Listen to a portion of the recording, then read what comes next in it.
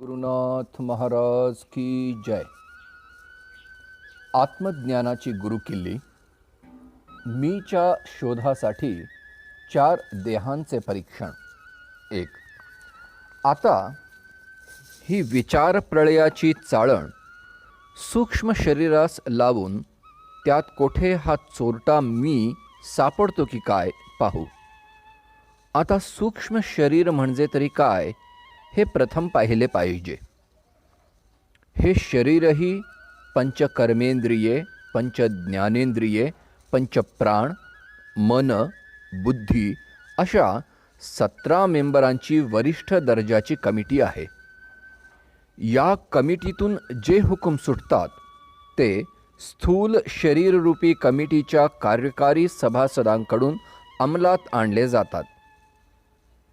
सूक्ष्म शरीर कमिटीचा अधिकार फार मोठा असल्यामुळे त्या अधिकार लालसेने मी त्याच कमिटीत सापडण्याचा संभव आहे म्हणून येथे त्याचा शोध केला तर येथेही जिकडे पाहावे तिकडे मीने माझेपणाचाच शिक्का मारलेला दिसतो.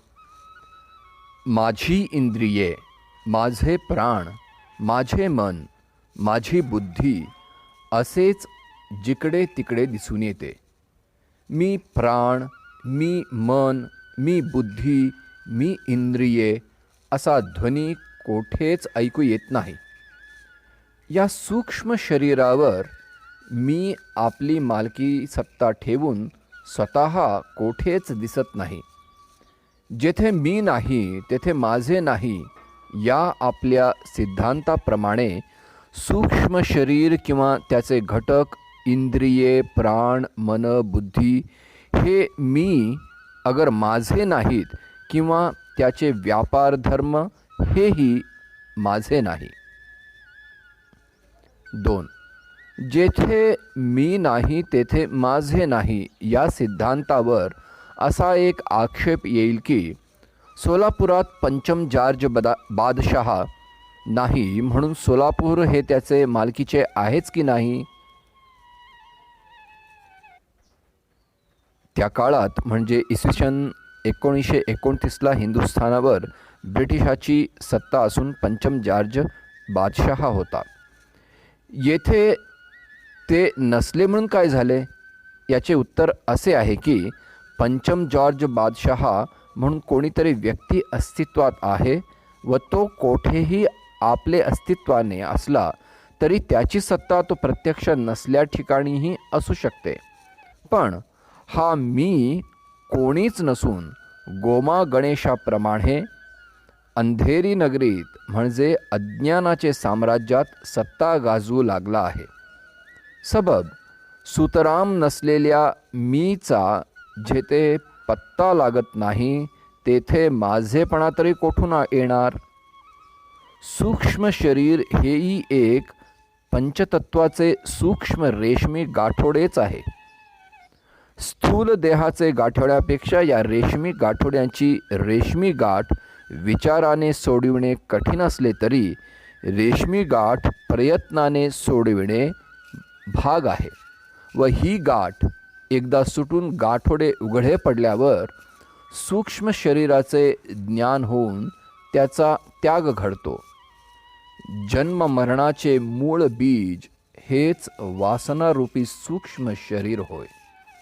ते बीज ज्ञानाग्नीने एक वेळ भाजल्यावर बीज हे बीज रूपाने दिसत राहिले तरी भाजलेले बी पेरल्यास पुन्हा उगवण्याची आशाच नको.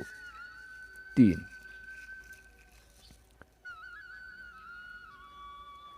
पण येणेप्रमाणे स्थूल सूक्ष्म शरीरांचा त्याग घडून त्याचवरील मीपणा माझेपणाचा अभिमान सुटला तर त्याचे सर्व व्यवहार बंद पडतील किंवा व्यवस्थितपणे चालणार नाहीत अशी एक शंका या ठिकाणी उद्भवते. त्याचे समाधान असे की एक वेळ सोने म्हणून तिजोरीत जपून ठेवलेली वस्तू परीक्षणाने पितळ ठरल्यावर ती टाकून देणारा टाकून देईल किंवा तिजोरीतून बाहेर काढून तसेच पडू देईल.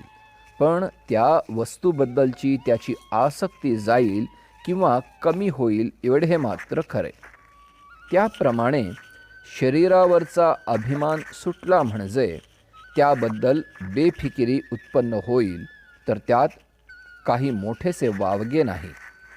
देह जावो अथवा राहो, पांडुरंगी दृढ भावो, अशा निश्चयापर्यंत ज्या साधकाची मजल गेली त्याची ब्रह्मानंदी लागली टाळी, कोण देहाते सांभाळी, अशी स्थिती झाल्यास ती कौतुकास्पद आहे. कबीराच्या पोटरीचे मांस एक कुत्र्याने तोडलेले लोकांनी पाहिले व कबीरास तसे सांगितले तेव्हा कुत्ता जाने चमडी जाने, हे त्या भगवत भक्ताचे उत्तर ऐकून लोकास काय वाटले असेल. देहाभिमानाचा त्याग कबीराचे ठिकाणी कोणत्या पल्ल्यास गेला असेल याची साधकांनी कल्पना करावी. पण कबीराचे असे झाले. तुकारामाच्या संसाराचा सत्यानाश झाला म्हणून अभ्यासाचे सुरुवातीसच तुमचा देह न सांभाळता येण्याइतका आत्मानंदाचा कैफ किंवा मद तुमच्या ठिकाणी येणार नाही व हरिकृपेने असला मद तुमच्या अंगी चढलाच तर तुम्हीही देह म्हणजे क्या बात है असे आपोआप म्हणाल व माझा संसार नीट चालेल का, जगाचा व्यवहार मी सुरळीतपणे करीन का, असले पोचट प्रश्न मग तुम्ही विचारणारच नाही. होईल ते होईना का आणि जाईल ते जाईना का, अशीच बेफिकीर वृत्ती तुमचीही होईल. 3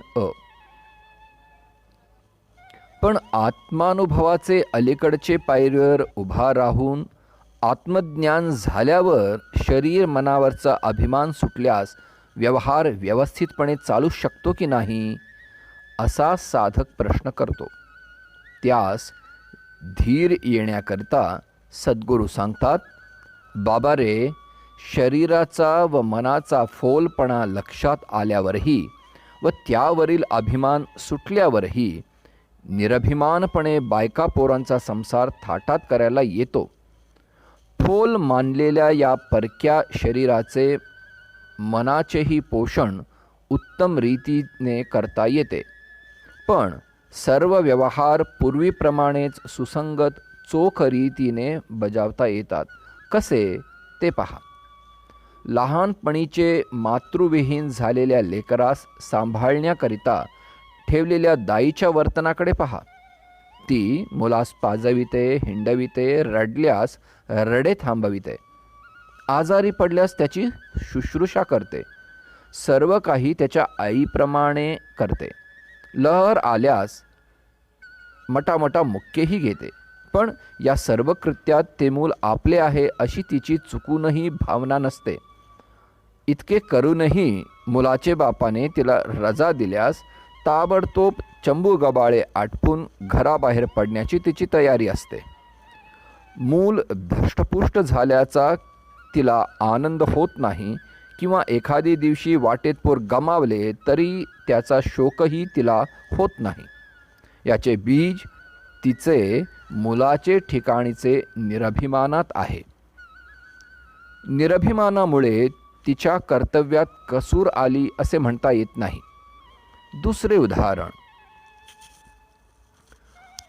अज्ञानाची म्हणजे मायनर अज्ञानाची लाखो रुपयांची इस्टेट सांभाळणारा ट्रस्टी पहा. अज्ञानाची इस्टेटीत त्याचा मीपणा, माझेपणा कोठेही अडकलेला नसतो. तरी सर्व इस्टेटीची व्यवस्था कशी चोख रीतीने चाललेली असते. कामात कसूर केल्यास उलट दंडास मात्र ट्रस्टी पात्र होतो. इस्टेटीतील वाढ होवो किंवा ती एखादे दाव्यात अज्ञानाची इस्टेट न ठरल्यामुळे दुसऱ्या कोणाची ठरो, त्याचे शुभाशुभ ट्रस्टीला काहीच नाही. जोपर्यंत इस्टेट ताब्यात आहे तोपर्यंत काळजीपूर्वक त्याची व्यवस्था करणे एवढेच त्याचे काम. सारांश, व्यवहार सुरळीतपणे चालण्यास मी व माझेपणाचा अहंकार पाहिजेच असे नाही. त्याप्रमाणे हे स्थूल सूक्ष्म शरीर पंचभूतांचे मालकीचे असून त्यांनी जीवापाशी आपले गाठोडे ठेव म्हणून ठेवले आहे.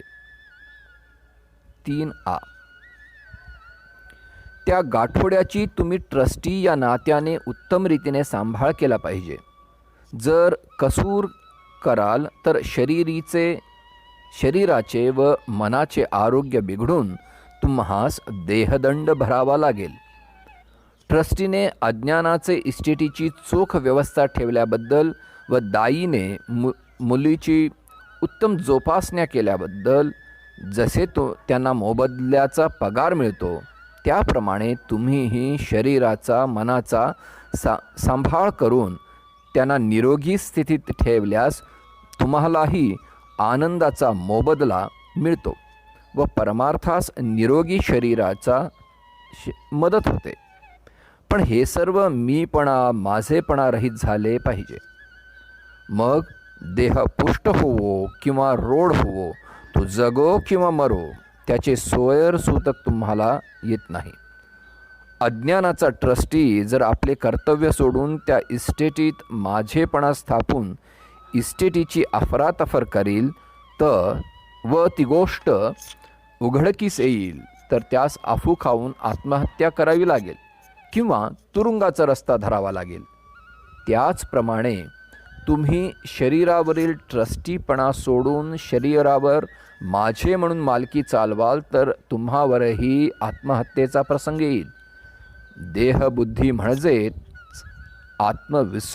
आत्मविस्मृती किंवा आत्महत्या किंवा देहबुद्धीच्या बंधनात पडून मोक्षाची आशा दुरावेल. असो, वरील विवेचनावरून तुमच्या लक्षात आलेच असेल की सर्व प्रपंच व्यवहार व आपले देह मनोव्यापार सुरळीतपणे चालल्यास त्यावर आपला अभिमान स्थापित झालाच पाहिजे असे नाही.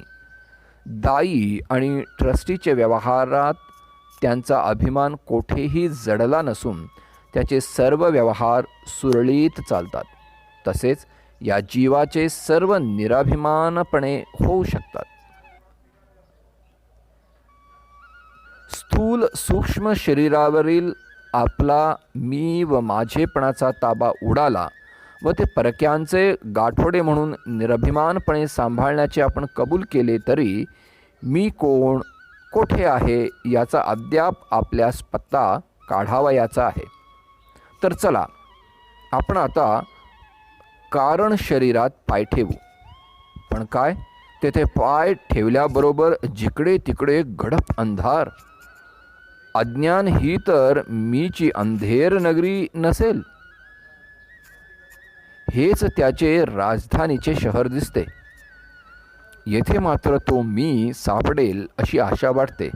पाहू तर खरे, पण बराच वेळ या अंधारात चाचपडलो तरी हा चोरटा मी कोठेच हातास लागत नाही.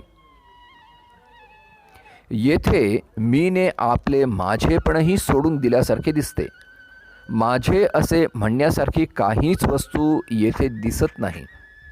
येथे सर्व काही सामसूम आहे. मी माझे माझे म्हणून कर्णकर्कश आरोळ्या स्थूल सूक्ष्म देहात ठोकणारा मी येथे अगदी गुपचूप बसला आहे.